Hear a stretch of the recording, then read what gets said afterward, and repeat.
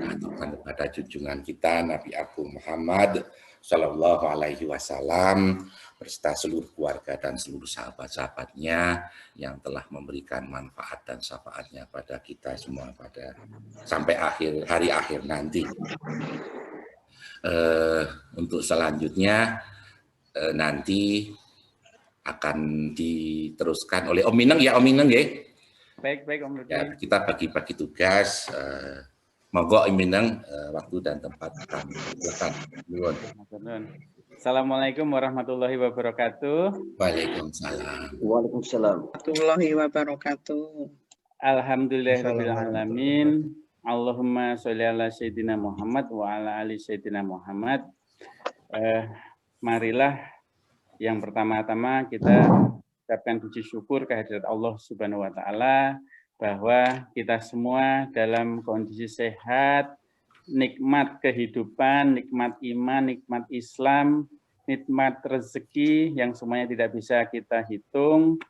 Barang siapa mensyukuri nikmat yang telah dianugerahkan oleh Allah, maka Allah akan menambah nikmatnya.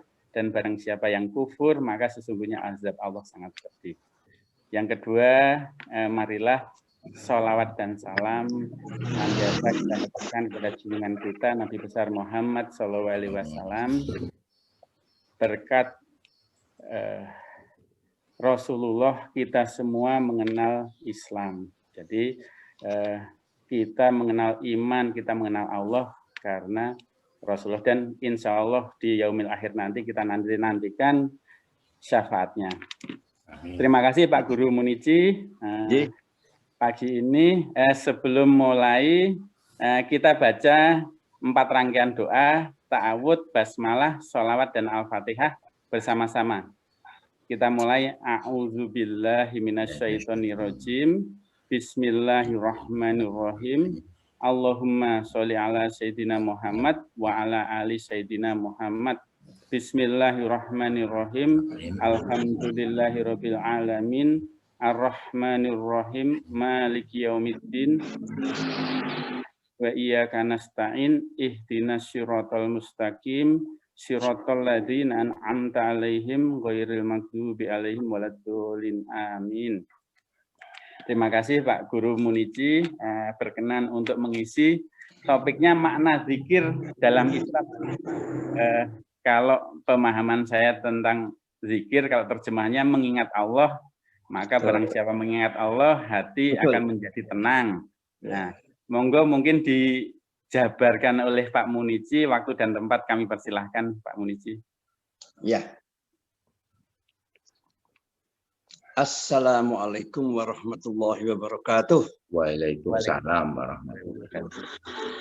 Alhamdulillahilladzi arsala rasulahu bil huda wa dinil haqq liyudhhirahu 'ala ad-dini kullihi wa kafa billahi syahida. Asyhadu an la ilaha illallah wahdahu la syarikalah wa asyhadu anna Muhammadan abduhu wa rasuluh la nabiyya ba'dah. Allahumma shalli wa sallim khatamal anbiya wal mursalin Muhammadin wa ala alihi wa ashabihi ajma'in, amma ba'du. Bapak-bapak, ibu-ibu, jamaah rahimakumullah. Marilah pertama kita senantiasa memanjatkan puji syukur kehadirat Allah atas limpahan rahmatnya, barokahnya, karunianya, hidayahnya, dan nikmatnya yang diberikan kepada kita semuanya ini, sehingga di subuh hari ini kita masih diberi kesempatan oleh Allah bisa hadir di pengajian online. Ya, meskipun ini kan hujan rintik-rintik ya, barangkali daripada pengajian masih banyak yang nutuke sarenya atau tidurnya. Atau barangkali bisa kok kita ini sambil tergolek di tempat tidur sambil ikut online ya. Meskipun wajah kita barangkali tidak kita tampilkan, ya, yakin kita tampilkan ya fotonya saja Nah, gitu. Tapi yang penting kalau kita ini selalu di dalam beraktivitas apapun selalu berpegang kepada hadis Nabi yang mengatakan idza aradta tafala amran fatatabar akibatuhu wa in kana khairan famti wa in kana syarran famtahi. Jadi apapun yang akan kita lakukan, apapun aktivitas apapun yang akan kita lakukan, coba dipertimbangkan mana yang lebih bermanfaat. Jadi kita pertimbangkan lebih banyak manfaatnya daripada maldorotnya. Nah, insya Allah kalau kita itu bisa seperti itu, ya, kita itu selalu bisa beramal soleh. Karena Nabi itu selalu mengingatkan kepada kita semuanya. Ya, makanya khairunas anfahum linas. Orang yang baik itu orang yang bermanfaat hidupnya. Jadi kita di dalam beraktivitas ini marilah kita mempertimbangkan aktivitas mana yang lebih bermanfaat, ya, mana yang maldorot. Yang manfaat ya kita lakukan, kita kerjakan. Yang maldorot ya kita tinggalkan. Intinya ya seperti itu. Saudara-saudara rahimakumullah, ya, di pagi hari ini sesuai dengan tema tadi, ya, makna zikir, ya, di dalam Islam. Karena banyak sementara di antara kita ini yang namanya zikir, wah saya itu setiap hari zikir 1000 kali. Zikir 1000 kali setiap hari. Dikira seakan-akan yang namanya zikir itu hanya bilisan. Subhanallah, subhanallah, alhamdulillah, alhamdulillah, Allahu Akbar, Allahu Akbar. Wah, beribu-ribu kali. Saya sudah zikir. Jadi zikir itu ada 3 tingkatan. Yang pertama, yang paling gampang, paling mudah, itu zikir bilisan itu seperti itu. Sambil lari-lari bisa, sambil apapun bisa. Ya, itu bilisan. Kemudian zikir bil qalbi.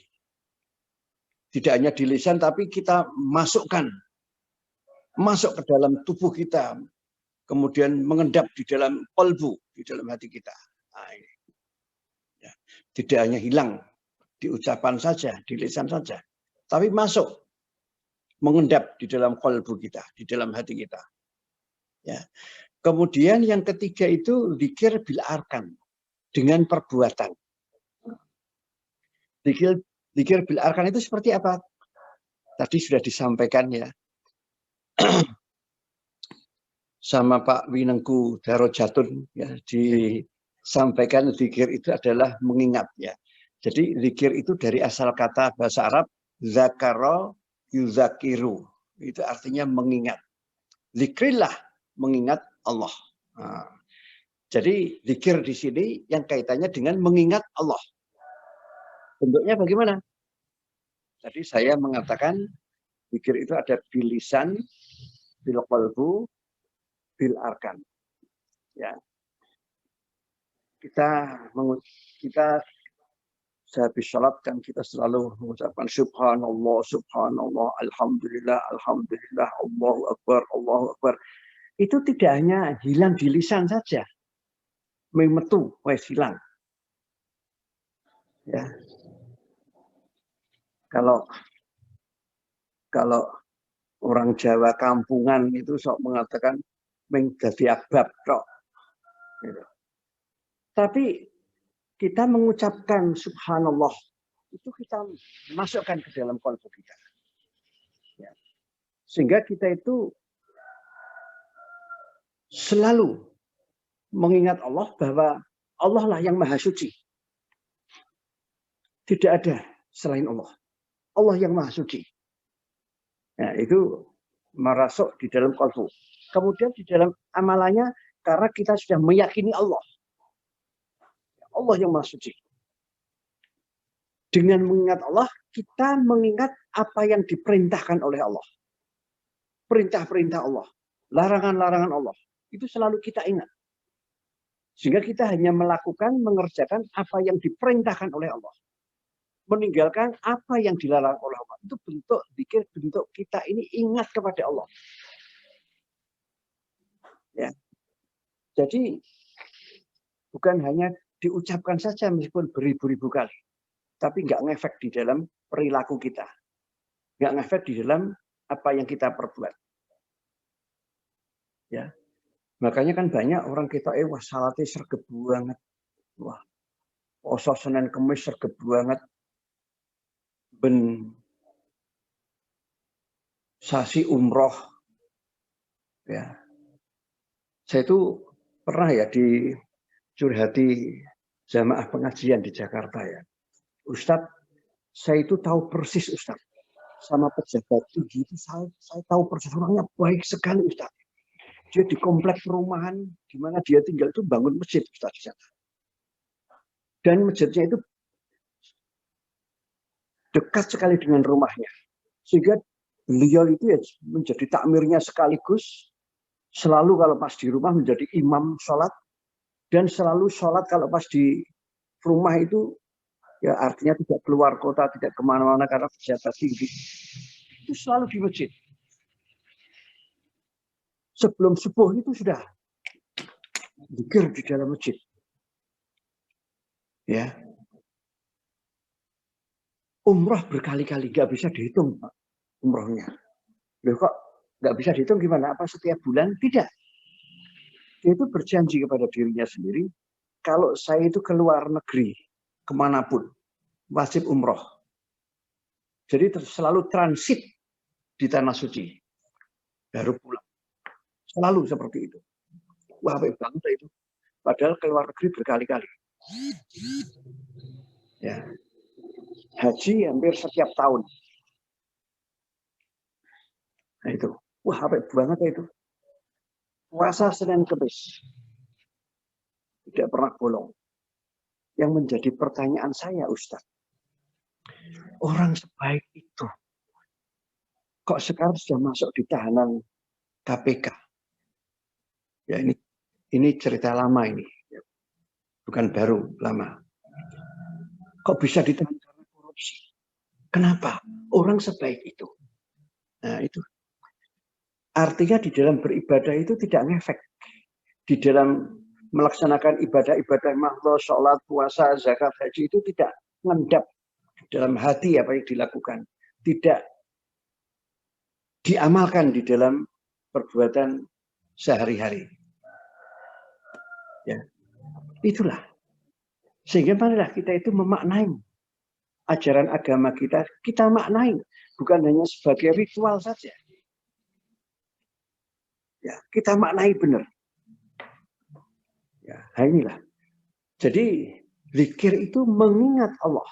Makanya Nabi mengatakan, ya, zikirlah ala kulli halin. Zikirlah kepada Allah dalam situasi dan kondisi macam apapun. Ya, selalu zikir kepada Allah. Meskipun ada orang sebagian jamaah itu yang mengatakan nonton TV saja sambil zikir. Saya masak itu sambil zikir. Saya berjalan itu sambil zikir. Saya jogging pagi, muter alun-alun lapangan itu sambil zikir. Itu sah-sah saja boleh, bagus itu. Meskipun zikir baru bilisan. Tapi jangan mandek hanya bilisan. Ya. Diendapkan di dalam qalbu, di dalam hati kita. Dan diamalkan di dalam perbuatan sehari-hari. Misalnya seperti itu. Sergap zikir ibu-ibu, ya banyak ibu-ibu itu, karena ibu-ibu kan khususnya ibu rumah tangga itu selalu sering curhat kepada saya. Zikir itu bisa beribu-ribu. Sedang masak, goreng, serang, subhanallah, subhanallah, alhamdulillah, Allahu Akbar. Jalan ke pasar, setiap langkah subhanallah, subhanallah, baik sekali. Ya. Ning rasani tonggone ya kaya ngono kae. Ghibah ya kaya ngono kae. Itu kan artinya zikirnya tidak ngefek gitu. Di dalam perbuatan kita. Kalau zikir itu ngefek di dalam, mengendap di dalam hati kita dan kita amalkan di dalam perbuatan kita, insya Allah. Ya. Hidup itu indah, makanya ala bidzikrillah tatma'innul qulub. Kalau hati kita selalu suntuk, zikirlah kepada Allah. Membaca Al-Quran itu termasuk zikir. Karena itu firman-firman Allah. Ya. Tapi itu tadi, jangan hanya diucapkan saja membaca Al-Quran itu. Dimengerti artinya, difahami maknanya, dan klimaksnya diamalkan di dalam kehidupan kita sehari-hari. Karena jujur banyak membaca Al-Quran itu hanya mengamalkan hadis Nabi. Man qara'a harfan min kitabillahi falahu bihi hasanun wa asyru bi asri amsalihha.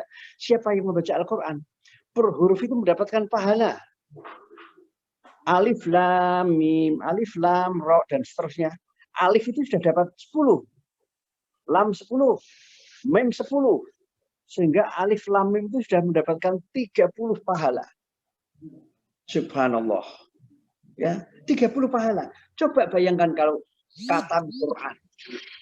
Berapa juta pahala yang kita dapatkan dari Allah.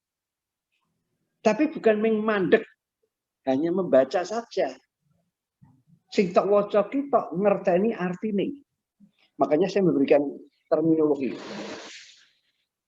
Kalau kita membaca Al-Quran tapi tidak mengerti ya terjemahan artinya, itu bukan membaca namanya. Membunyikan Quran. Membaca itu juga artinya. Panjenengan ora bakal ora iso bahasa Perancis sok membaca buku-buku Perancis. Ora iso bahasa Londo membaca buku-buku Londo. Sok waca tok nganti katam. Ning ora dong artine. Terus piye? Gitu. Al-Quran juga demikian. Coba monggo. Kalau dalam belajar ngaji nggak apa-apa sudah. Wis tahu kata ming huruf Arabnya apa. Kemudian ditingkatkan. Kita membeli Al-Quran yang ada terjemahan artinya. Yang keluaran UI bagus loh itu. Yang ditulis oleh Pak Profesor Zaini Dahlan. Coba dibaca saja itu. Ya terjemahan artinya. Baca. Nah, moco terus. Yes. Jadi nggak usah target one juz. Nggak usah target. Tapi targetnya itu paham. Sekarang membaca Al-Quran itu targetnya itu faham artinya. Nek wis ngerti targetnya faham, ditingkatkan lagi, targetnya itu diamalkan di dalam kehidupan kita sehari-hari. Bukan bandi banjus. Bandi berapa amalan yang sudah kita lakukan. Ya, sesuai dengan Al-Quran. Itulah zikir, itu seperti itu. Zikir. Makanya saya juga melihat fenomena yang terjadi. Ya, fenomena yang terjadi di khususnya di negara kita ini. Banyak bencana musibah yang silih berganti. Yang namanya pandemi COVID-19 ini sudah hampir 1 tahun. Coba. Ya, musibah itu, bencana itu berkepanjangan itu. Nanti jangan-jangan COVID-19 hilang, Allah kun fayakun, ada virus baru lagi. Kun fayakun, ada virus baru lagi. Bisa loh seperti itu. Ya. Belum musibah bencana yang ditimbulkan atau diakibatkan oleh ya, alam, gempa bumi, gunung jebol ini semuanya, hampir semua gunung itu ada yang siaga, tanah longsor, banjir, musibah itu bencana. Apakah itu azab Allah? Wallahu a'lam bishawab. Tapi yang penting apa hubungannya itu dengan zikir? Ya, Nabi bersabda, "Ma amilan atamin amalan anjalahu min azabillah min zikrillah." Ya. Nabi mengingatkan kita, memberikan nasihat kepada kita. Ada amalan, Nabi itu, ada amalan kalau diamalkan oleh anak turun Adam, Bani Adam itu, anak turun Adam itu ya manusia.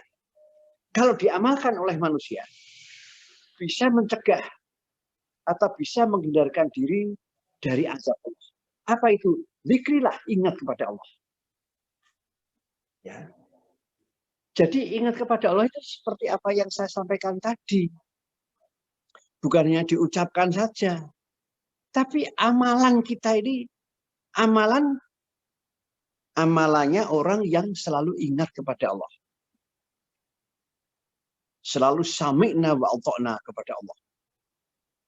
Ya. Itu artinya, ya, kalau kita selalu ingat kepada Allah, kita selalu melaksanakan apapun yang diperintahkan oleh Allah, meninggalkan apapun yang dilarang oleh Allah, hanya mengerjakan apapun yang diridhoi atau diizinkan oleh Allah. Itu zikir itu seperti itu. Makanya definisi ibadah. Ibadah itu raming salat tok. Orang yang salat, poso, zakat, kaji. Ibadah. Ibadah itu apapun, aktivitas apapun yang kamu lakukan di atas bumi ini, itu mestinya ya mempunyai nilai ibadah. Mempunyai nilai ibadah, mempunyai makna ibadah. Ya. Karena apa? Karena kalau kita membuka firman Allah di dalam surat Al-Dhariyat 56. Surat Al-Dhariyat itu surat yang ke-51. Ayatnya 56. Karena khalaqtul jinna wal insa illa liya'budun. Tidak aku ciptakan jin dan manusia. Kecuali hanya untuk mengabdi kepadaku atau untuk beribadah kepadaku. Itu artinya kita diciptakan Allah itu hanya untuk beribadah. Itu artinya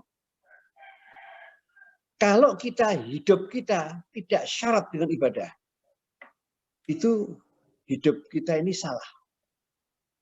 Hidup yang benar itu illa liya'budun, hanya untuk beribadah kepada Allah.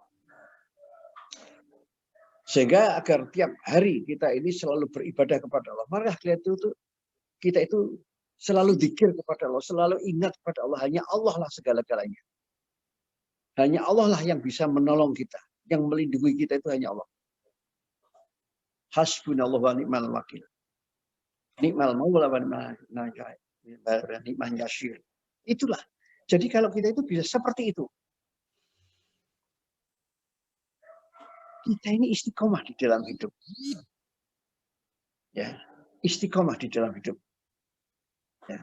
Karena selalu syarat dengan ibadah. Makanya para ulama itu memberikan definisi yang namanya ibadah. Itu takarrub ilallah. Bimtisali awamiri bajtinabi nawahi.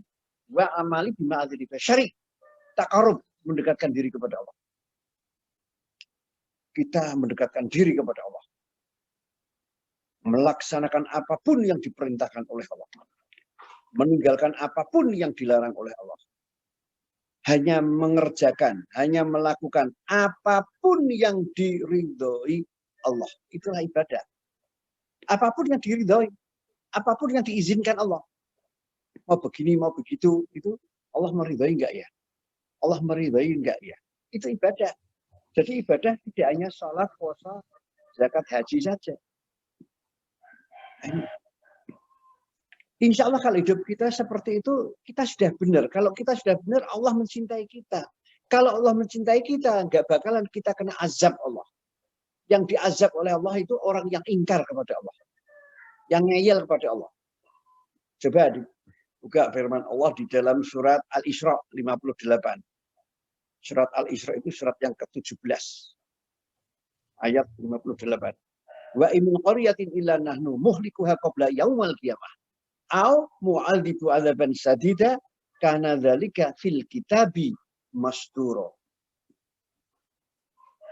Ya. Ini Allah berjanji loh, tidak main-main loh, Allah berjanji. Allah tidak bakalan mengingkari janji. Nah, apa itu? Seandainya penduduk bumi ya durhaka kepada Allah. Durhaka itu ngeyel. Durhaka itu tidak melaksanakan apa yang diperintahkan oleh Allah, tidak meninggalkan apa yang dilarang oleh Allah. Itu durhaka. Anak durhaka itu yang ngeyel sama orang tua, dikongkon ratau gelem, dilek kira kena, itu durhaka. Jadi kalau kita sebagai hamba Allah yang dikatakan durhaka itu tidak mematuhi perintah Allah, tidak mematuhi apa yang dilarang oleh Allah, itu durhaka kepada Allah. Nah, ini janji Allah. Allah tidak akan membiarkan Allah tidak akan mendiamkan.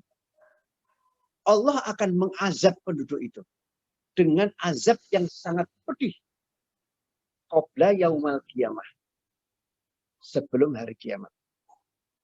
Karena azab Allah yang paling pedih, ya, itu ketika kiamat itu. Itu siksa, azab yang paling pedih. Nah, orang yang durhaka itu ya kena azab sebelum hari kiamat. Itulah. Oleh karena itu marilah para jamaah rahimakumullah, dzikirlah kepada Allah. Ala kulli halin.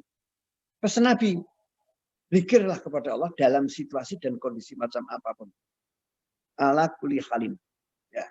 Sehingga niscaya hidup kita itu akan selamat, sejahtera, ya, bahagia, baik di dunia maupun di akhirat. Nah, inilah. Jadi agar hidup kita ini selalu ingat kepada Allah, marilah. Ya, atau hidup kita itu selalu dzikir kepada Allah, marilah kita di dalam hidup itu ya merujuk kepada pedoman hidup kita, yaitu Al-Quranul Karim. Allah menjadikan Al-Quranul Karim itu sebagai hudal linas babainati minal huda wal furqan. Al-Quranul Karim itu sebagai pedoman hidup dan sekaligus sebagai pembeda yang membedakan mana yang hak, mana yang batil, mana yang benar, mana yang salah. Itulah Al-Quran. Itu amalkanlah di dalam kehidupan kita sehari-hari. Ya. Apa kata Quran kita laksanakan. Apa yang dilarang oleh Quran kita tinggalkan. Ya. Tapi ingat, para jamaah rahmatullah, di samping Al-Quran masih ada Al-Hadis, As-Sunnah. Karena saya heran ada sebagian orang, malah ustadz, ya, membuat forum pengajian yang selalu back to the Holy Quran. Nampaknya baik sekali. Quran yang saya kedepankan. Hadis itu kan yang meriwayatkan manusia. Itu memang dari Nabi. Tapi yang meriwayatkan siapa? Sampai kepada kita itu manusia. Manusia itu inal insan al-sawal khotok, tempatnya salah. Jadi saya nggak mau berpegang kepada hadis. Saya hanya berpegang kepada kitabullah, yaitu Al-Quran. Nah, saya mengatakan kalau panjenengan berpegang kepada Al-Quran, panjenengan nggak bakalan bisa sholat. Sholat itu perintahnya di dalam Al-Quran, contohnya atau tuntunannya, teorinya di dalam hadis. Iya, nek berpegang kepada Quran tok. Ora iso salat. Salat subuh berapa rakaat? Dalam Quran nggak ada. Rakaat dalam salat nggak ada di dalam Quran. Adanya dalam hadis. Makanya sumber hukum Islam itu ya Al-Quran dan Al-Hadis. Tentu saja kalau hadis ya yang sahih. Yang kaitannya dengan ibadah mahdoh loh. Itu yang sahih.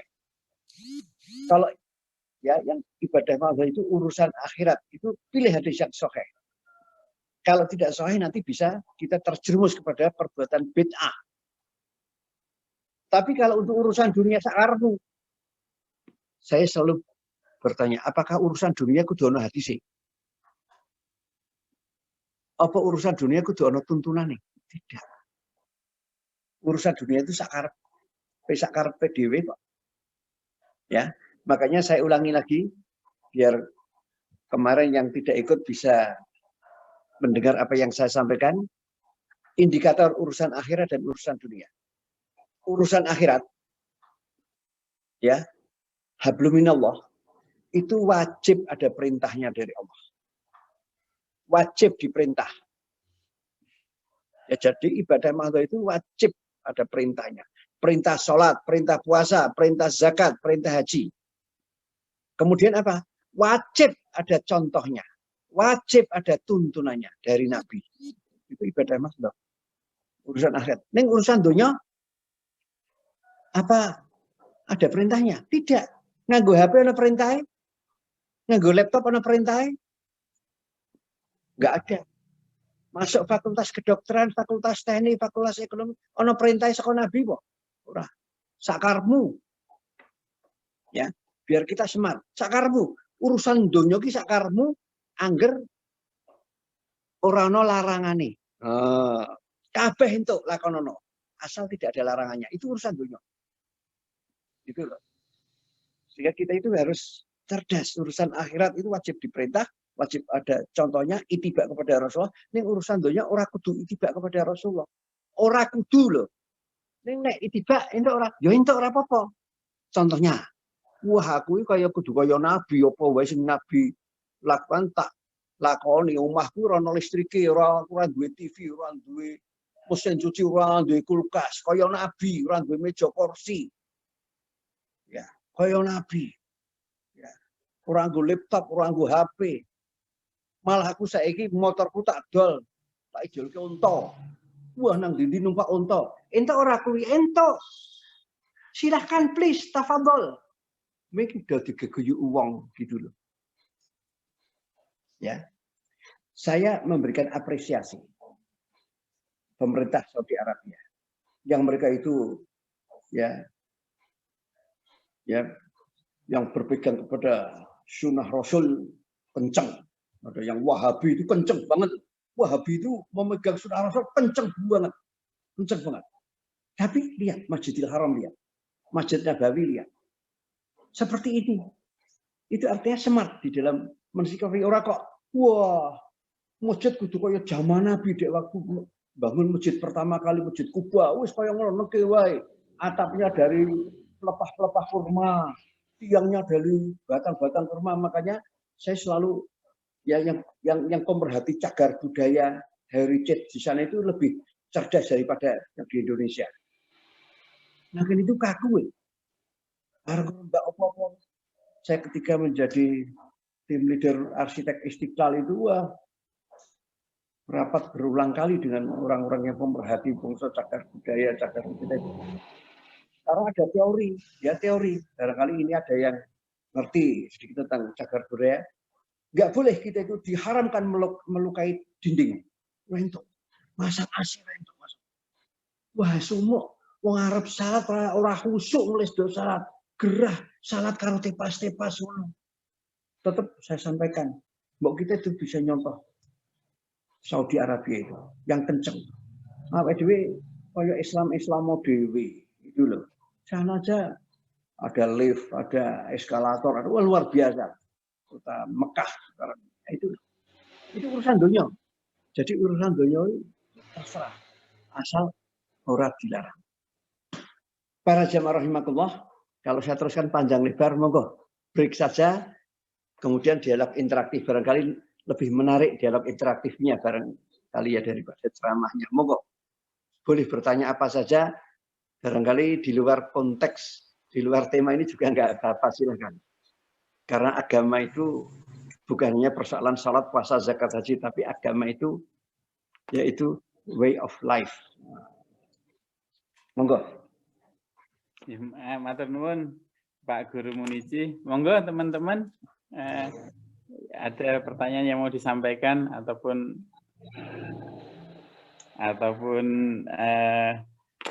cerita sharing, monggo teman-teman. Pertanyaan-pertanyaan nakal juga boleh loh, karena sok-sok itu agama itu pitakonane do nakal-nakal boleh, silahkan.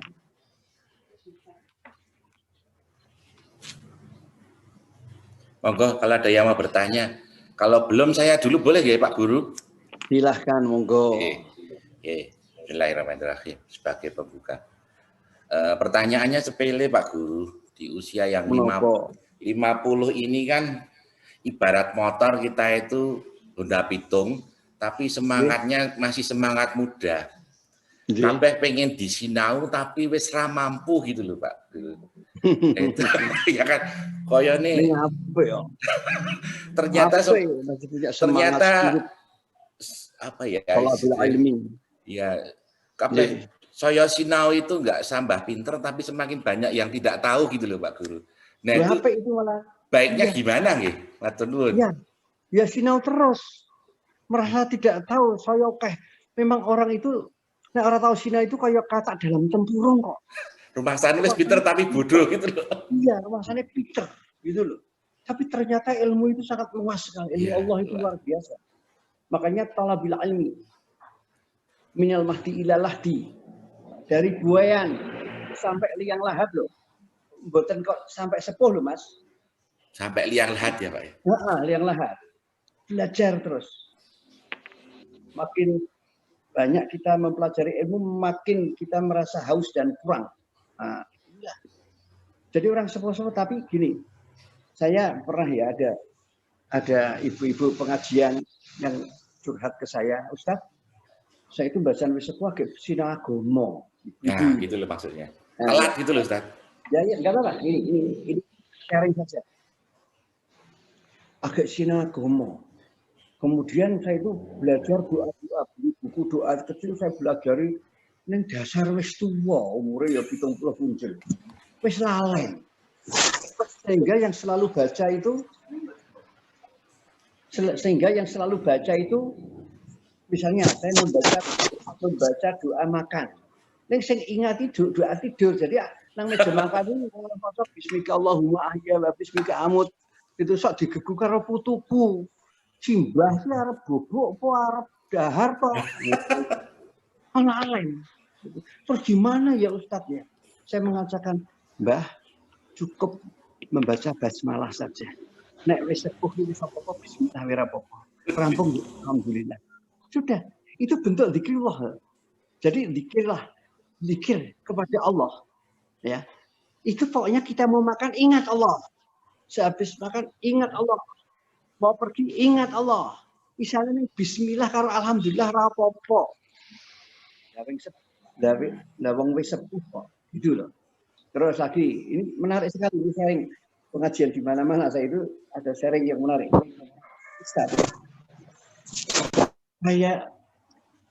saya itu kok nggak pernah ya. Saya itu sholat itu sejak remaja itu sudah sholat kenceng, nggak pernah bolong-bolong. Ini juga ibu-ibu yang cerita, yang curhat. Karena jujur Bapak, yang sering saya itu sangat sering ngisi pengajian ibu-ibu. Bapak-bapak itu jarang. Nek bapak ibu, bapaknya sithik, ibu-ibune semua. Selalu seperti itu. Itu ada yang juga begini. Ustaz, saya itu kalau selamanya, sejak saya kecil remaja sampai tua sekarang ini, itu tidak pernah khusyuk. Wah, berarti tidak diterima sholat saya. Saya tanya, yang dimaksud panjenengan khusyuk itu yang seperti apa, toh, Bu? Wah, yang seperti ini. Kalau sudah Allahu Akbar, plus lali opo-opo.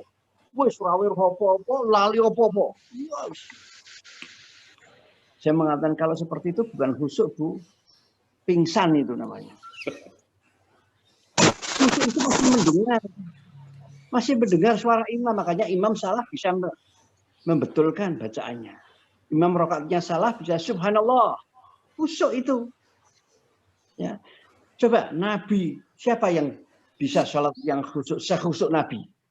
Nabi itu ketika sujud, cucunya Hasan Husain masih kecil-kecil balita, nunggang nang gegeri. Tunggangan unta-untonan apa jaran-jaranan. Nabi sujudnya lama sekali sampai cucunya itu medun saka gegeri. Sampai-sampai sahabat tanya, ya Rasulullah, apa tadi ketika sujud menerima wahyu? Karena kok luar biasa lamanya sujud. Ya gitu. Oh tidak, karena cucu saya nang gendongan saya di punggung saya. Kalau saya jenggelek, geblak, bisa gegar otak ini. Itu Nabi saja terasa gegeri ditunggangi. Jadi banyak mindset orang itu seakan-akan yang namanya khusyuk itu selalu apa-apa. Gitu. Sampai pernah ya, ketika Nabi dalam suasana perang, apa? Oh bukan perang deh. Nabi dalam safar perjalanan naik unta, ya sahabat-sahabat naik unta. Ya. Kemudian break di suatu tempat mau salat. Yuk salat. Terus Nabi melihat ada salah seorang sahabatnya sudah mapan mau takbiratul ihram, ning untane iki ora dicencang. Ning untane iku ora dicencang, diculke wae. Mungkin ning nang cedake. Nabi mengatakan, ya sahabat, urbut jamaluka, cencang untamu. Sahabat mengatakan tidak ada kayu untuk nambatkan unta untuk nyencang, tidak ada batu untuk nindihi kendalinya unta.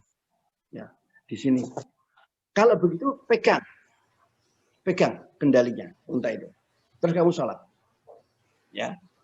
Nah terus sahabat mengatakan, unta ini roso gede. Kalau nanti jalan, ya kowe le salat karo aku. Ngetut ke unta nih. Ini saja dibolehkan sama Nabi. Kekhusukan itu tidak di mata, tidak di telinga, ya, tidak dirasa, di kulit.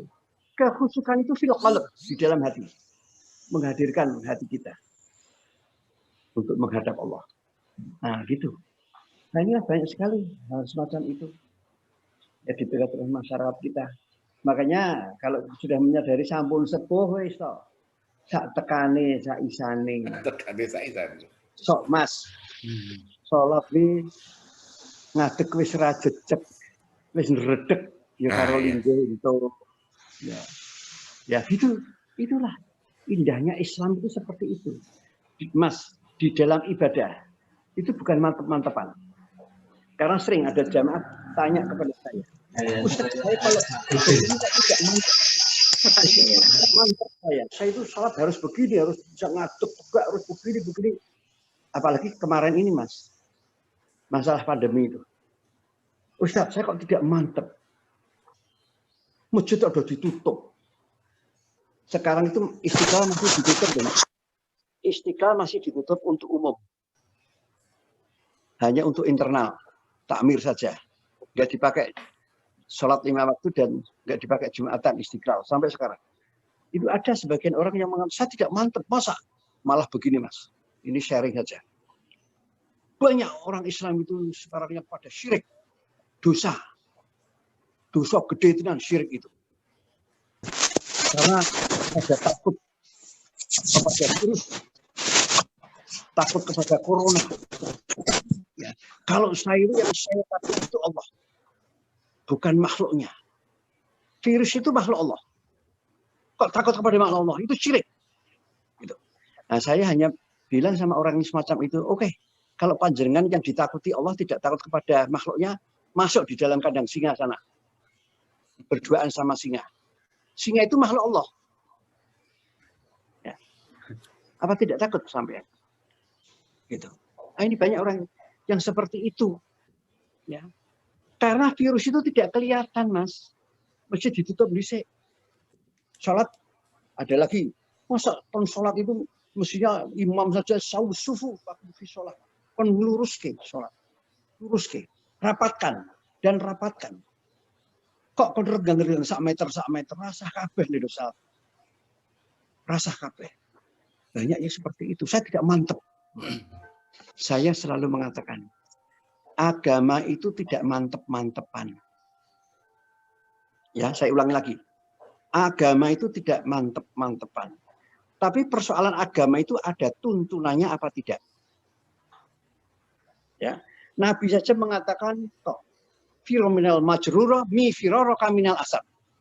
Larilah kamu itu dari wabah penyakit. Seperti kamu lari dari seekor singa. Itu Nabi. Itu tuntunannya. Ya. Saya memberikan contoh, ilustrasi. Contoh. Orang sholat sambil duduk boleh enggak? Boleh. Kalau sudah tua, sudah uzur, sudah enggak bisa. Boleh. Sholat sambil berbaring boleh enggak? Boleh. Kalau sudah uzur, sudah tua, enggak kuat duduk, ya, apalagi berdiri. Tapi kalau dalam kondisi normal, orang sehat walafiat, gagah perkasa, kok salat karo duduk, ya rasah le salat. Ini juga seperti itu. Ini ya juga seperti itu tadi. Masa pandemi, ya boleh sholat jaraknya 1 meter. Tapi dalam kondisi normal ya nggak boleh. Itu loh. Itu. Jadi selama ada tuntunannya, silahkan. Yang nggak boleh itu kalau yang tidak ada tuntunannya, gawe-gawe dewe itu. Yang saya selalu mengatakan bid'ah itu sing ora ana tuntunane. Meskipun ana tuntunane, ya, tuntunannya di dalam hadis. Khususan untuk ibadah mahdhah itu harus hadis sahih. Tapi ada hadis dhaif untuk urusan dunia ora apa-apa. Lah wong ora ana hadise ya ora apa-apa kok. Begitu loh. Jadi, monggo sinten malih. Kesuwun Pak Guru. Monggo ada yang mau bicara langsung. Iya. Mbak Aulia, monggo Mbak Aulia. Nggih, matur nuwun Om Minengku nggih. Assalamualaikum warahmatullahi wabarakatuh Pak Ustadz. Waalaikumsalam. Nggih. Dari paparan Pak Ustadz tadi ada yang ingin saya tanyakan.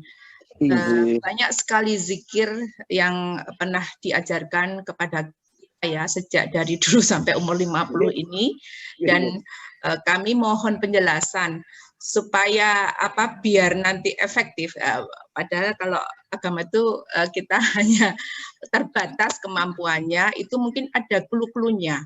Kapan dan apa sih yang harusnya zikir yang misalnya adakah di zikir itu yang wajib itu bagi kita, dan zikir yang mungkin sunnah atau zikir yang sebaiknya atau zikir yang harus untuk sehari-hari saja, supaya kita jadi dalam kehidupan sehari-hari ini juga ada efektif lah, karena kan tidak setiap hari sepanjang waktu kita bisa, apalagi ibu-ibu kayak saya itu kan mungkin terbatas mana yang harus ngurus A, B, C, D, kemudian tambah zikir, pingin setiap hari zikir kayak orang-orang yang seperti yang ada di sekeliling kita yang sudah zuhud dan sebagainya. Tapi karena terbatas, mungkin Pak Ustadz bisa memberikan ke kami itu clue-cluenya saja, terus bacaan-bacaan yang pokok saja itu supaya sehari itu bisa terkenal lah, dan juga sampai ke hati begitu. Matur nuwun Pak Ustadz. Assalamualaikum warahmatullahi wabarakatuh. Waalaikumsalam warahmatullahi wabarakatuh. Yang ditanyakan Ibu ini zikir bilisan. Ya. Bu, tadi saya menjelaskan yang namanya zikir itu apa toh? Ada 3 tingkatan, 3 hal. Zikir bilisan, zikir bil qalbi, dan zikir bil arkan. Bilisan itu yang panjenengan tanyakan itu kalau zikir gimana ya sih? Begini Bu. Jadi kalau yang panjenengan tanyakan zikir seperti itu, karena yang namanya zikir ya yang bilisan itu sunnah hukumnya. Kecuali kalau zikir bacaan di dalam sholat, ya, dalam sholat. Tapi kalau di luar sholat itu sunnah apapun baik. Yang penting zikir itu dari asal kata zakara yudzakiru, zih menika mengingat Allah. Cara mengingat Allah saya membaca Al-Quran. Wah, kalau hati saya itu sedang ada kemelut, ada problematika yang amat sangat sulit kayak benang kusut, ya aku terus baca Quran. Seperempat jam baca Quran wis tenang lagi. Sudah maknya hidup itu. Karena Allah mengatakan ala bidzikrillah tatmainul qulub. Ingatlah kepada Allah. Zikirlah kepada Allah, hati akan menjadi teduh. Ya itu. Jadi apapun silahkan Bu, membaca surat pendek silahkan, atau setidaknya panjenengan mau makan membaca Bismillahirrahmanirrahim itu sudah zikir itu. Ya, apalagi ibu-ibu rumah tangga itu, ya misalnya ibu para pensiunan ya, wah saya itu kalau mau belanja keluar dari rumah ke pasar dekat rumah itu selalu zikir. Subhanallah, subhanallah. Rasa nggo tasbih. Ya sak mampune wae ora aku nggo tasbih, rasa dihitungi. Mosok karo Allah kok petung gitu loh. Sak mampune wae. Subhanallah, subhanallah, alhamdulillah, alhamdulillah, Allahu akbar. Tekan pasar wis blonjo iki mulih ya subhanallah, tekan ngomah masak goreng tempe, tahu, ya iwak ya sreng, subhanallah, subhanallah. Rampung nonton TV ya karo subhanallah, alhamdulillah, Allah akbar. Wah, apik banget itu Bu. Apik banget. Yang penting mengingat Allah. Jadi mengingat ya, kita membaca kalimah-kalimah thayyibah. Mau tidur juga demikian, karena banyak Pak, Bu, orang yang tidak bisa tidur kelisian. Wis bismika Allahumma ahya wa bismika amut, wis kelisian, aja main kelisian terus pikirannya melayang tekan ngendi nostalgia, ya. Tidak usah kelisian seperti itu. Zikir kepada Allah. Surat-surat pendek. Aku apal surat-surat pendek. Surat pendek ya sak kangane Al-Fatihah saja, mosokne Al-Fatihah ora apal. Oh itu bulan kali ini. Atau subhanallah, sak les wis sare gitu.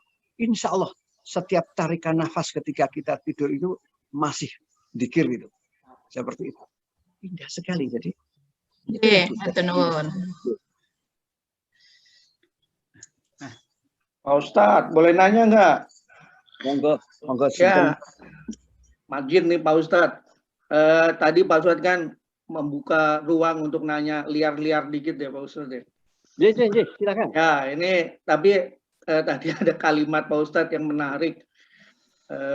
Ada pejabat ngasih sana sini, sholatnya bagus, bangun masjid, tapi ternyata masuk penjara. Saya mau tanya nih, dibalik nih Pak Ustadz, gimana kalau seorang jemaah tahu bahwa masjid itu berasal dari sumbangan korupsi, tapi dia tetap sholat di masjid itu, hukumnya gimana tuh? Terus yang kedua nih Pak Ustadz. Bagus. Yang kedua nih Pak Ustadz, kita tahu kemarin barusan 2 menteri ditangkap nih Pak Ustadz dari 2 partai yang berbeda. Nah hukumnya bagi mereka yang kemarin nyoblos partai yang ternyata calonnya menterinya korupsi itu hukumnya gimana tuh Pak Ustadz? Ya, Assalamualaikum. Waalaikumsalam warahmatullahi wabarakatuh. Mas, kita itu di dalam Islam ya nggak boleh yang namanya su'udon. Harus selalu husnudon. Negatif thinking itu nggak boleh. Iya. Yang boleh itu kita itu bersikap hati-hati. Innallaha yuhibbu rifqa min amri kullihi. Allah mencintai hamba-hambanya yang selalu bersikap hati-hati. Ora su'udon. Ya. Kejaban yang masjid ana tulisannya itu hasil korupsi. Gitu, cetol itu. Tapi jangan sampai. Karena yang nyumbang masjid itu juga banyak orang-orang yang baik. Gitu loh Mas. Sebagai contoh begini Mas. Begini. Ini ilustrasi. Karena saya itu ngisi pengajian di mana-mana. Ya. Saya itu ngisi pengajian itu sudah dari Saban sampai Merauke. Di Jayapura sudah 3 kali ya ngisi pengajian di sana. Begini Mas. Barangkali juga pernah saya sampaikan di forum ini apa ya, karena saya ngisi pengajian sering memberikan contoh-contoh itu, tapi mungkin juga barangkali jamaah ini ada yang belum mendengar. Saya mempunyai sahabat atau teman seorang ustadz juga. Dia menasihati anaknya. Nah, ya, lulusan UGM anaknya, Fakultas Teknik Kimia. Ya, itu kerja itu di Singapura ini, anaknya kerja di Jakarta. Ya, nang pabrik apa gitu. Terus ikut perusahaan asing.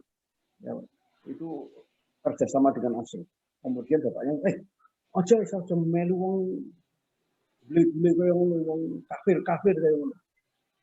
Pulang saja. Ya. Terus lagi, pokoknya kerja apa sak karepmu. Nek kerja dadi pegawai negeri. Soalnya pegawai negeri ini lagi bayar kowe nganggo pajak. Pajaknya saka ngendi kuwi? Kowe ora ngerti, werna-werna. Ana saka pabrik minuman keras, ana saka peternak babi, ana saka hotel-hotel sing nggo kerusak kaya ngono kuwi. Ana saka diskotik. Werna-werna. Jadi wis aja dadi pegawai negeri. Terus karo bapaknya kon kerja kerja dhewe. Apa dodolan nang terminal bis, dodolan soto karo S2, dodolan nang kono. Wis selamat kowe. Nah, saya ngomong sama bapak nih. Bapaknya itu yang ustadz yang teman saya. Apa anakmu takon juga tuku kowe? Mas, duitnya saka ngendi iki, Mas? Ojo-ojo copet. Hasil nyopet, nggo tuku soto ngene anakmu. Hasil PSK, nggo tuku. Apa ku ya? Apa ku ya halal kuwi, haram kuwi. Nah, gitu saja kok repot ya. Saya mengatakan makanya di dalam Islam itu luar biasa. Ben harta yang ada pada diri kita ini selalu suci, selalu bersih. Tutahhiruhum wa tuzakkihim biha. Caranya gimana? Dizakati. Untuk sedekah, untuk infak, untuk zakat. Itu untuk membersihkan. Ribet kita ini. Coba terharap piye. Ya, makanya ini saya waktu mau sekolah di mancanegara yang mayoritas negaranya itu penduduknya beragama Katolik. Ya. Saya tanya sama waktu itu masih imut-imut itu mau sekolah di luar negeri itu, ketemu Pak AR, saya tanya kepada Pak AR Fahrudin, Pak AR, itu mau sekolah di sana nanti gimana ya? Kalau saya mau makan ayam apa itu lembeleh orang mau coba bismillah, terus gimana ya? Pak AR mengatakan, ya kowe limangan mau coba bismillah. Itu ada dasarnya, Mas.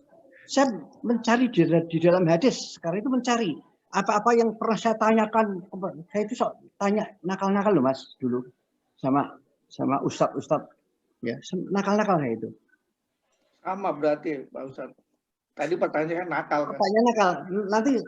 Nanti saya beri ilustrasi, ada jamaah yang tanya nakal itu ya seperti saya dulu tanyain nakal. Gitu. Begini. Nabi pernah berjalan dengan para sahabat-sahabatnya melalui suatu Koryah itu desa. Kemudian pada lapar, pada haus, yuk mampir di ono warung cilik, mampir ono warung di sana, mampir makan, wah, pesan makan daging, makan ini, makan marek. Sudah selesai bayar di kasir misalnya seperti itu. Loh, ada sahabat yang jawab Nabi, ya Rasulullah, Masya Allah, itu yang punya kantin, punya warung itu loh. Siapa dia? Dia orang Yahudi. Saya tahu persis, dia orang Yahudi. Itu. Terus gimana yang kita makan tadi? Nabi mengatakan, cukup. Kalian makan kan sudah membaca basmalah, kan? Iya, ya sudah cukup. Itu loh. Islam itu indah sekali. Ya. Wa ja'alakum fid min haraj. Janganlah kita itu mempersulit diri kita di dalam beribadah, di dalam beragama. Ini Allah yang mengatakan seperti itu. Gitu. Jadi sekali lagi kita jangan suudzon. Terus wah masjid itu diboikot. Saake ngomong Islam sing apik-apik sing nyumbang nang kono. Itu loh. Kecuali kalau panjenengan tahu persis orang hasil korupsi bangun masjid ditulisi ini hasil korupsi. Cetha nek kuwi. Gitu. Nggih, ngoten monggo. Monggo selanjutnya Gus Win atau Mbak Fitria. Ada di chat itu Om Mineng. Ini ya, saya baca ya. Nggih, monggo. Dari Mbak Zulita. Ustadz tadi menyampaikan bahwa zikir di lisan itu mudah. Tapi banyak yang belum mengimplementasikan di kehidupan sehari-hari. Nah, ini nyuwun nasihat bagaimana caranya agar zikir itu sampai ke dalam hati dan tercermin. Tercermin itu maksudnya hasilnya nyata gitu loh, Ustaz. Nah, itu bagaimana? Tercermin. Satu lagi, Ustaz. Terus adakah zikir khusus bagi wanita haid atau bagi yang sedang safar? Itu dari Mbak Zulita. Iya. Ya, gini. Ini barangkali juga persis seperti jamaah pengajian yang tanya kepada saya. Dulu pernah tren kursus sholat khusyuk di hotel-hotel. Bayar 350.000 untuk sertifikat, ya, untuk makalah dan untuk snack. kursus sholat khusyuk. Dulu tren sekali, tahun berapa ini? Wah, saya sudah latihan sholat khusyuk, kok sampai sekarang belum bisa khusyuk ya Ustadz. Nah, padahal sudah dapat sertifikat sholat khusyuk loh Ustadz. Tapi kok sholat saya belum khusyuk ya? Saya mengatakan, Nabi ya memberikan pelajaran kepada para sahabat-sahabatnya sholat khusyuk. Ora kok menaik kursus-kursus seperti itu. Ini apa yang saya sampaikan ini kalau panjenengan amalkan bisa khusyuk sholatnya. Coba ya. Nabi mengatakan, sholat itu fasoli sholatan muwadhi. Ini yang pertama. Sholatlah kamu seperti sholatnya orang yang berpamitan. Pamit mau kemana? Mau mati. Bayangkan dirimu itu ketika mau sholat subuh. Ya, bayangkan sebelum zuhur kamu akan mati. Pasti sholat subuhnya itu khusyuk karena ini sholatku yang terakhir. Ketemu sholat zuhur, ternyata masih hidup. Ketemu sholat zuhur. Bayangkan lagi. Sebelum asar kamu akan mati. Ketika kamu sholat zuhur, sudah merasa sebelum asar saya akan mati. Pasti khusyuk. Demikian juga seterusnya. Ketika akan sholat, bayangkan itu sholat yang terakhir. Sholat dan muwadhi. Nah ini Nabi memberikan pelajaran kepada kita. Kalau panjenengan bisa seperti itu, insya Allah sholat panjenengan khusyuk. Sehingga, nah ini nanti sehingganya nanti saya lanjutkan, tapi begini. Nah itu yang pertama. Yang kedua, sholatlah. Ya, Anda sholat. Allahu Akbar. Bismillahirrahmanirrahim. Alhamdulillah dan seterusnya. Bacaan sholat itu sinkron dengan apa yang ada di dalam pikiran Anda. Bismillahirrahmanirrahim. Pikiranmu ki ya Bismillahirrahmanirrahim. Alhamdulillahirabbil alamin. Pikiranmu ki ya melu kuwi alhamdulillah arrahman melu terus akan rampung. Karena jujur banyak Bismillahirrahmanirrahim kene melayang-layang. Pikirannya melayang-layang tekan ngendindi. Benar loh seperti itu. Ini coba amalkan. Yang saya sampaikan hanya 2 tadi itu. Ini sholat yang terakhir dan ini dan bacaannya itu saya ikuti dengan pikiranku sehingga pikirannya fokus nanggon bacaan. Dijamin khusyuk, Pak. Demikian juga tadi zikir piye. Ya. Zikir piye. Awake dhewe ora ngerti kapan mati. Ya. Aqyasunas aslakruhum dzikron lil maut. Basyatuhum musta'dadan lahu ulaika humul aqyas. Kata Nabi. Orang yang cerdas itu orang yang ingat mati. Karena apa? Karena dengan ingat mati dia akan selalu beramal soleh, amalan-amalan. Agar amalan itu bisa dibawa mati nanti. Nah itu.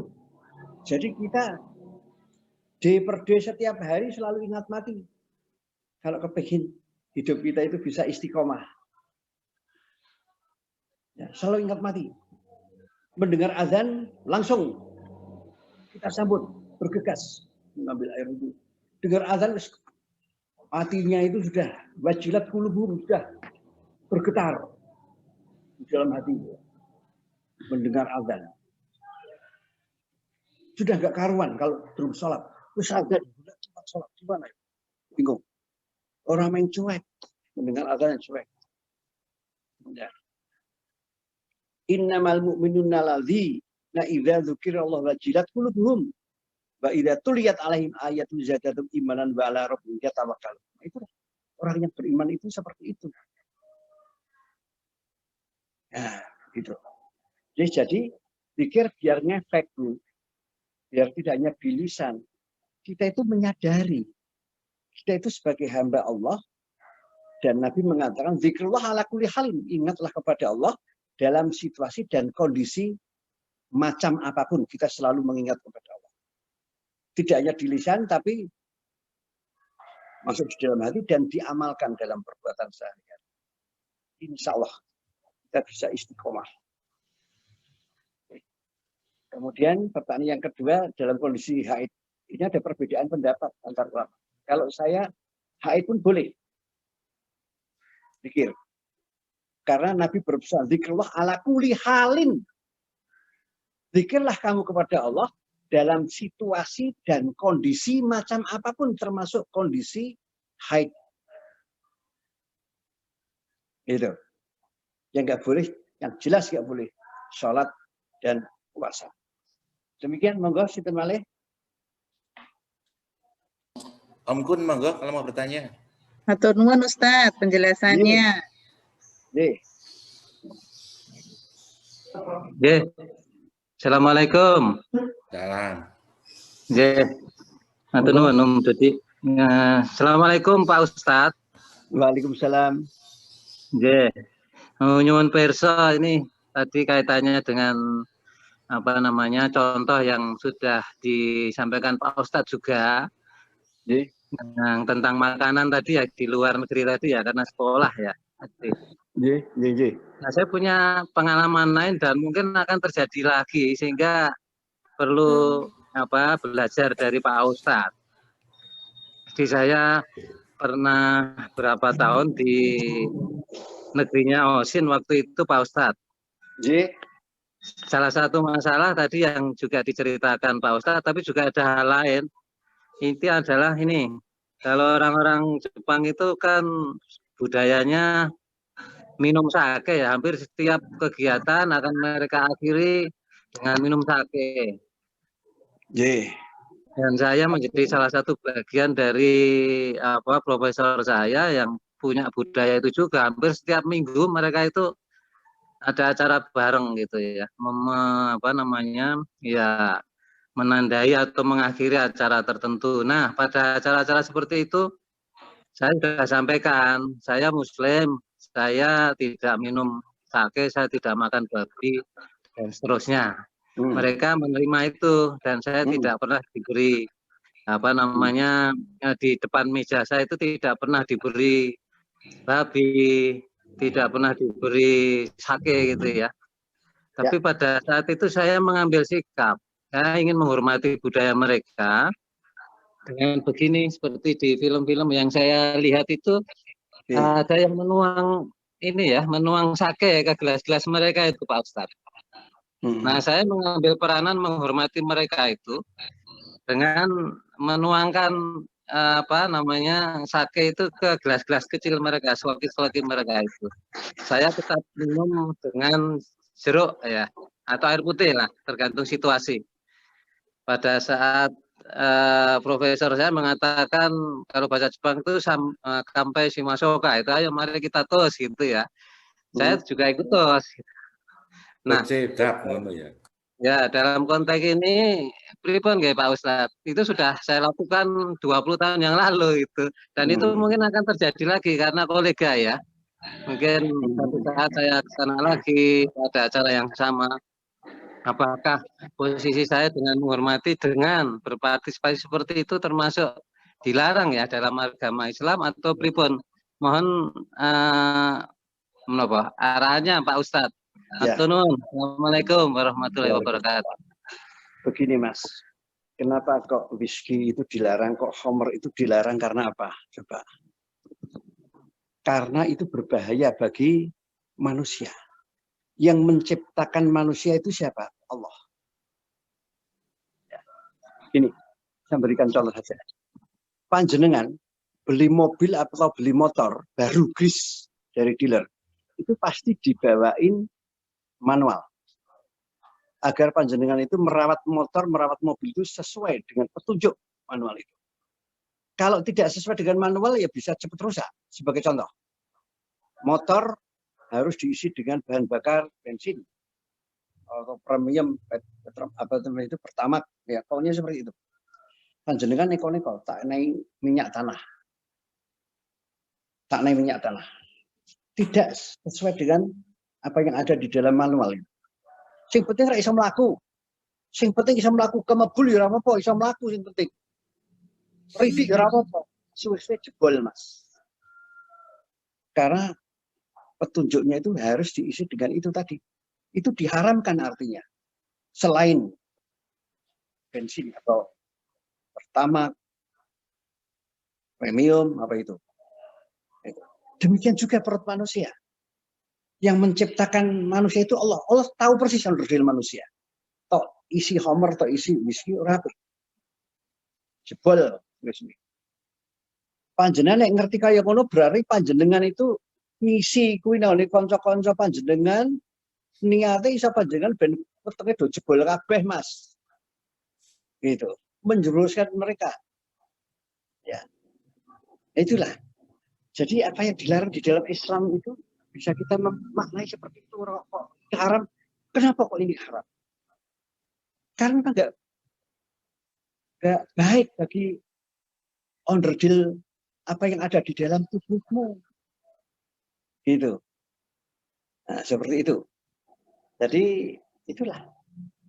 Kita sebagai orang Islam, kita berdakwah bisa seperti itu. Ya, kalau orang Jawa ngono ya ngono ning aja ngono nek tos misalnya kanungku kok isi banyu biasa kowe omong iki banyu karena aja nganti karena juga ada yang bertanya seperti itu. Saya di pertemuan internasional biar saya itu juga guyub dengan mereka, aku ora ngombe whisky ning gelas kuwi ini tak iseni apa Sprite apa-apa sak ombe melukus barang aja nganti ngono kowe omong iki dudu whisky. Banyu. Dadi rasanan wong Islam ini mabuk-mabukan. Ya. Kalau di Jeddah atau di Riyadh, Mas, saya pernah jalan-jalan di Riyadh, di Jeddah juga mlebu nang supermarket itu melihat loh, mosok nang negara Saudi Arabia whisky botol rak ketok ono duse barang wah ketok do didol. Tak waca ingredientnya ternyata non alkoholik. Ya, yang dijual di sana itu non alkoholik. Sing diharam kira alkoholik. Ya. Jadi ngoten monggo. Oke, matur nuwun Pak Ustadz. Betul sanu ya. Baiknya memang ya menghormatinya tidak sampai seperti itu ya. Iya, iya. Walaupun mereka bukan orang Islam ya. Iya, iya. Ya tetap apa sawung ini masalah ini. Orang selang mengelaku dinuku balik adin agamamu, agamaku. Itu bukan persoalan salah saja. Agama itu kok mengurusi salah kok, Mas. Itu. Ya. Nah, itu apa yang di dalam agama yang jelas, larangannya jelas di dalam Al-Qur'an atau Al-Hadis. Itu ya kita hindari. Teman Pak Ustadz. Tenan. Monggo teman-teman selanjutnya. Ya, boleh saya Wing nang? Boleh, monggo. Nah, iya. Assalamualaikum Ustaz. Waalaikumsalam. Iya, tadi terus terang emang agak tergelitik dengan kisah yang diceritakan oleh siapa si siapa tadi Om Majid. Iya Om, saya juga awal-awal aduh ya Allah kasihan sekali. Tapi memang ya Om, ini ya Ustadz ya kita memang harus jaga ilmu memang intinya ya Om ya Ustadz ya. Jadi kalau mungkin sekarang ini kan tetap aja zikir itu walaupun belum paham dilaksanakan. Insya Allah seperti itu. Kayak sekarang ini kan yang dicontohkan Rasulullah itu kan zikir pagi petang ya. Zikir pagi petang tuh kalau yang saya pakai itu kan buku ini. Ada beberapa buku yang lain. Bagus ya. Ada beberapa buku yang lain. Tapi memang alhamdulillah. Ini memang walaupun secara awal tuh lafalnya mungkin yang kita lakukan. Ya biarlah. Intinya kan tahapan ilmu itu kan bertahap ya Pak ya. Iya. Jadi biarkan lafal itu dijalankan, jangan mundur. Dalam artian nanti sambil jalan kita sambil nambah pemahaman ya Ustaz ya. Jadi terjagalah. Memang dalam perjalanan tuh yang paling ditakuti itu kan jaga hati ya Pak Ustaz ya. Betul. Oh, iya, takut tergelincir karena memang ada hadis tuh juga yang saya takut banget itu orang yang pertama dibukakan api neraka itu kan pertama adalah orang yang malah yang belajar Al-Qur'an dan mengajarkan Ya Allah, ternyata tuh memang, tapi nggak boleh mundur kan, nggak boleh mundur. Dalam artian kalau ditakut-takutin gini, udahlah aku berhenti saja. Intinya kan kalau kita mau beramal soleh, kemudian takut dengan larangan itu kan jadinya kita semalah-malah menjadi riak kan ya. Jadi tetap aja lakukan, tapi tetap dalam proses itu tetap menjaga hati itu kan sangat berat ya. Ya, menjaga hati itu sangat berat. Dalam artian menjaga untuk apa ya, untuk tauhidnya ya, Pak Ustadz ya. Kemudian juga yang berjihad. Yang dibukakan neraka pertama itu ada orang-orang yang berjihad, ya, yang berperang gitu kan ya. Kalau yang di garis depan atau menjadi orang-orang utama itu kan, nah itu juga kalau kita nggak bisa menjaga hati kan pasti dengan ilmu ya Pak ya. Jadi proses luar biasa ilmu tuh semakin kita gali, semakin kita merasa sangat tidak punya apa-apa ya Pak Ustadz. Luar biasa. Kemudian yang ketiga adalah orang yang bersedekah. Kalau kita ditakut-takutin, ya. Bukan ditakut-takutin nih Pak, ya kalau memang kita kemudian mundur gara-gara kita kemudian takut ancaman, ya karena memang itu kan sesuai dengan fitrah kita ya Ustadz ya. Jadi memang kita mau wanti-wanti karena hati kita tuh mudah banget tergelincir, ya udah tambahin dengan ilmu tetap amal lakukan terus, kemudian tambahin dengan ilmu. Mungkin itu yang menjadi peringatan buat saya sendiri sih Pak Ustadz. Terus kemudian juga yang kenapa kok sampai terakhir tergelincir tuh, kadang-kadang hukuman manusia itu tidak sama ya di hadapan Allah. Kadang-kadang manusia menghukum itu kan belum tentu di hadapan Allah juga salah ya. Jadi kadang-kadang kita harus melihat sisi-sisi atau mungkin hukuman yang dia timpakan itu seberapa besar sih parahnya dibandingkan dengan intinya ya ketauhidan ya Ustaz ya. Jadi seorang pezina sekalipun yang sudah melakukan berkali-kali kejahatan ya itu tetap dimaafkan Allah. Tapi kalau kita benar-benar akidah kita terbelokkan, kesyirikan, kemudian hati kita tidak terjaga, itu luar biasa ternyata ya Pak Ustadznya. La ilaha illallahnya Pak Ustadz. Itu mungkin sharing saya Pak Ustadz. Iya. Iya, saya melihat ini ya, memberikan apresiasi pada Bu Wisnu Wardani. Itu pasti Bu Wisnu itu sergap ngaji, ya. Sergap ngaji atau sergap baca buku. Ngulang ngaji Ustaz. Oh malah ngulang ngaji. Iya, ngajari kita. Oh ya, bagus Bu. Makanya kita ini harus ibda' binafsi. Mulailah dari diri kita sendiri sebelum kita mengajak orang lain. Kita sudah mengamalkan. Jangan kok kita belum mengamalkan, tapi kita ajak-ajak. Ya, Bu, dakwahnya Nabi itu tidak di atas mimbar masjid. Dakwahnya Nabi itu tidak di atas mimbar di dalam masjid. Saya tanya, siapa yang datang di masjid? Orang-orang yang sudah baik. Terus bagaimana dakwah kepada orang-orang yang belum baik, yang di pasar, yang di mall, yang di mana-mana itu. Tapi dakwahnya itu dengan akhlakul karimah. Dengan akhlak yang baik. Nah itu. Apa ada ustadz atau ulama sekarang ini yang seperti Nabi? Coba Ibu buka tafsirnya Buya Hamka. Al-Azhar. Yang menafsirkan surat Ali Imran. Kalau saya tidak salah 64 ya. Apa ya 64. Ya, yang menafsirkan ya alal kitab ta'alau ila kalimatis sawa bainana wa bainakum alla na'budu illa Allah wa la nusyriku bi syai'in wa la yatakhidu ba'duna ba'dan arbaban min dunillah dan seterusnya. Itu ketika Nabi coba dapat tamu orang-orang Nasrani Bani Najran datang di Madinah di rumah Nabi. Kemudian si tamu itu mau pulang. Coba ini saya sampaikan, apakah ada ulama atau ustadz sekarang itu yang bisa seperti Nabi? Ketika mau pulang, si tamu itu berpamitan. Tanya kepada Nabi, ya Rasulullah, saya mau misa di gereja. Di mana ya gereja yang dekat dengan sini? Apa di mana ya gereja yang ada di kota Madinah itu? Tunjukkan, saya mau mampir ke sana untuk misa. Untuk sembahyang. Apa kata Nabi? Maaf, saudaraku maaf. Di Madinah tidak ada gereja. Kalau kalian mau bersembahyang, sembahyanglah di masjidku ini. Coba. Disuruh sembahyang di masjidnya Nabi kok. Karena nggak ada gereja.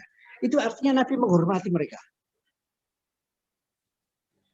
Menghormati mereka. Itu persoalan agamamu, silahkan nanggon masjidku rapopo. Nah ini loh, ini kan luar biasa. Gak ada yang seperti itu. Makanya kalau kita kepingin ittiba kepada Rasulullah itu bukan dalam hal soal ibadah mahdhahnya. Ibadah khairun mahdhah. Hablum minanas. Nabi menyuapi orang Yahudi yang buta. Setiap mau ke masjid, ya duhur makan siang, nyuapin. Itu luar biasa. Coba orang Yahudi buta. Ketika disuapi, dia jelek-jelekan Nabi. Karena buta nggak tahu yang nyuapi saya siapa. Oh, Rasulullah itu orang gila, begini-begini. Mengajarkan agama baru, dikira seperti itu. Wah, padahal yang nyuapi Nabi. Coba. Apa aja ulama Ustaz. Inilah Nabi.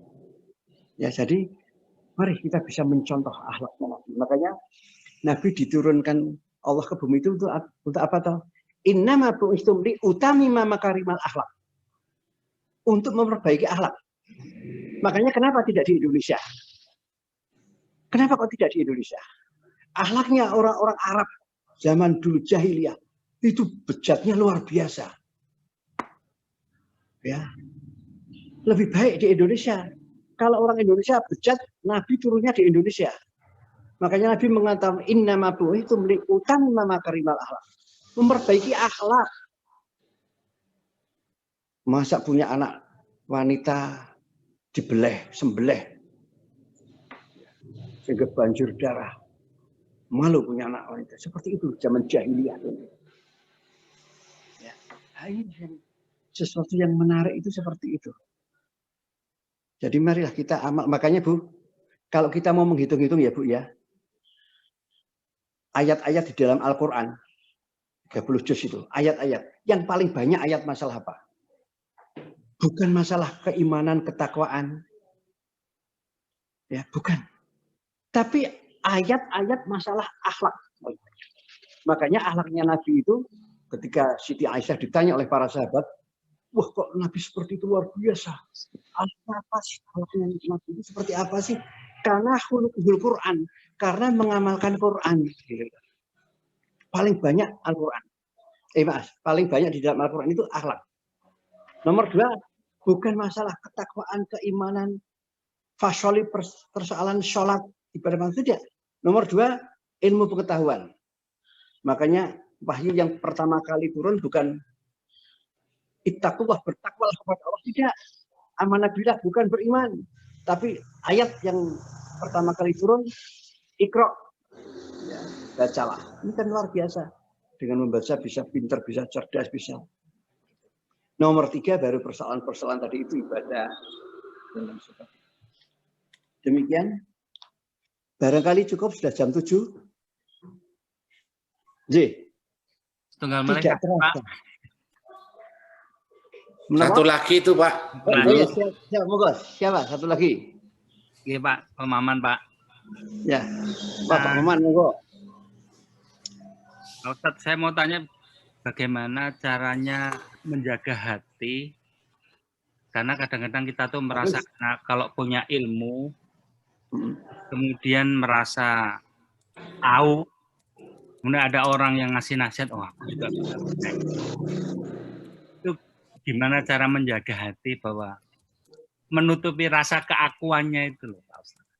Karena kira merasa punya ilmu, terus nggak bener terus yang tak omong kayak gue mau. Oh, coba nek aku ngomong orang ngerti ya kayak gitu-gitu tuh. Pak Ustadz ya. Ya. Makanya saya terinspirasi pengajiannya A. Agim. Dulu pertama kali yang diusung. Ya. Jagalah hati, jangan kau kotori. Jagalah hati, lentera hidup ini. Penyakit-penyakit hati itu bisa menjerumuskan kita ke dalam neraka. Penyakit hati bukan lever. Sakit lever, sakit hati bukan. Tapi ya sombong, ujub, ya, iri, dengki, ya, syirik. Itu banyak sekali penyakit-penyakit hati itu. Tapi dan itu fitrah manusia itu ya diliputi oleh penyakit-penyakit seperti itu manusia. Makanya tidak heran kita di dalam sholat.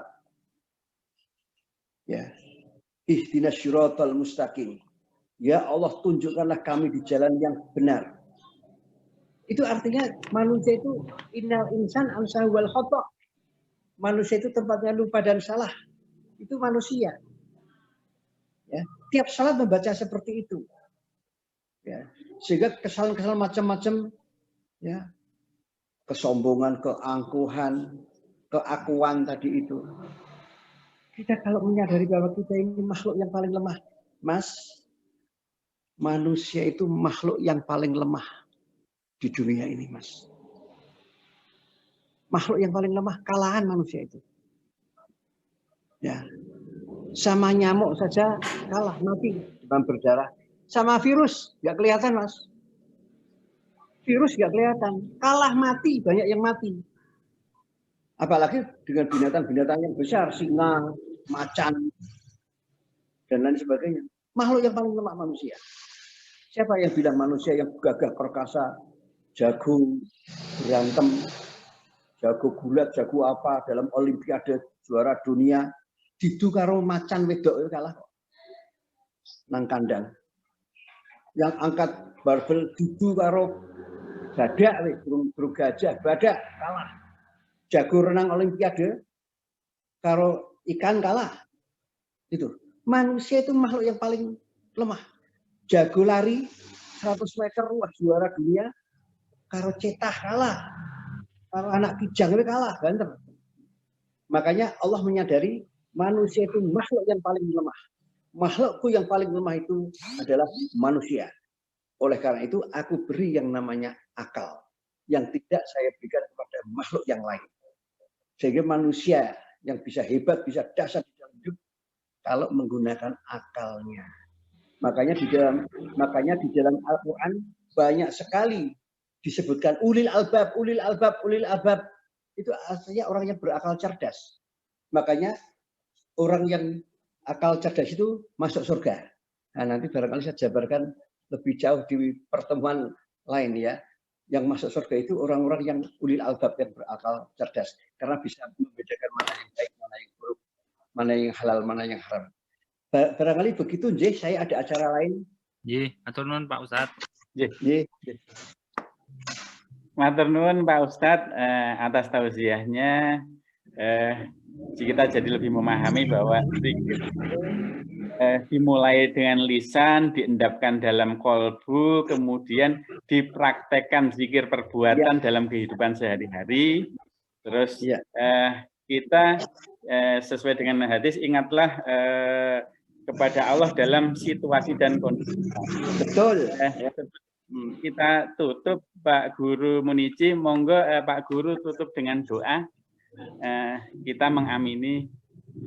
Monggo, Pak. Difoto dulu. Oh ya, difoto dulu. Oke. Monggo. Yang belum kelihatan wajahnya bisa ditampilin.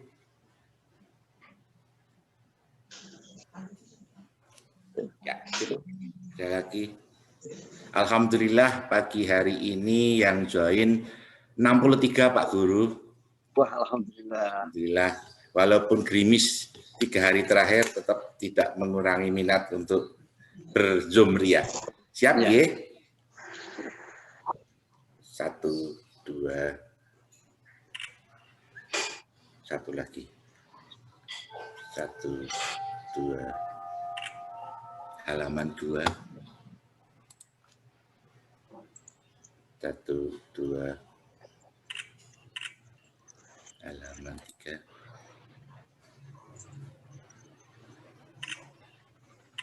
Oke, terima kasih. Sebelum ditutup, insya Allah. Kirim fotonya. Oke, nanti bro, tunggu ya bro. Sebelum ditutup, kami ucapkan terima kasih kepada Bapak Ustadz Munici. Tidak lupa kami ucapkan terima kasih banyak kepada yang pertama Pak Haji Harsoyo, terima kasih Bapak. Kemudian pada teman-teman Padmanaba 89, juga Padmanaba 90. Tidak lupa teman-teman Sipil UI 89. Juga banyak ini teman dari Panam SMP 9. banyak teman dari Alba Kota Aisyah 2012 dan teman-teman yang lain, ada Parman, ada Sita, ada Anin, ada banyak lagi dari warga Balapan. Terima kasih. Insya Allah di Sabtu depan kita akan berjumpa, di akhir tahun kita akan berjumpa dengan Ustadz Yusuf Abdul Hasan. Dan mohon doanya insya Allah di 2021 kita masih bisa hadir lagi. Insya Allah kita akan tetap hadir di hari Sabtu pagi, ya. Jadi tidak sebulan 2 kali atau 1 kali, tapi insya Allah kita tetap akan hadir sebulan, seminggu sekali. Jadi mohon doa dan dukungannya. Jangan lupa setiap hari Sabtu pagi selalu kita tampil di Zoom ini. Monggo Pak Guru dipimpin doanya. Monggo kita ndonga sesarengan. A'udzubillahi minasyaitonirrajim. Bismillahirrahmanirrahim. Alhamdulillahirabbil alamin. Allahumma sholli ala Muhammad wa ala ali Muhammad kama barakta ala Ibrahim innaka Hamidum Majid. Allahumma ighfir lil muslimina wal muslimat wal mu'minina wal mu'minat al ahya'i minhum wal amwat innaka syami'un qaribun mujibud da'wat. Allahumma aral haqqa haqqa warzuqna ittiba'ah wa aral batila batilan warzuqna ijtinabah. Rabbana atina fid dunya hasanah wa fil akhirati hasanah wa qina adzabannar wa la tudzallahu akbar. Assalamualaikum warahmatullahi wabarakatuh. Waalaikumsalam warahmatullahi wabarakatuh. Nggih, matur nuwun Pak Guru Munisi. Insya Allah kami menunggu topik berikutnya yang mengenai masalah ulil albab, orang-orang yang cerdas dari Pak Guru Munisi. Mari kita tutup pengajian pagi hari ini dengan sama-sama membaca hamdalah. Alhamdulillah. Terima kasih Pak Guru. Terima kasih banyak buat semuanya. Ustaz Muni, Pak Dudi, makasih. Ya, makasih Bro. Makasih, izin pamit. Jangan lupa setelah ini pamit Pak Dede. kita masih matur nuwun, Waalaikumsalam. Kita masih ada acara kajian Al-Quran yang akan dipimpin oleh Jeng Wisnu. Moga Jeng Wisnu waktu kita persilahkan. Nggih, matur nuwun Om Dudi.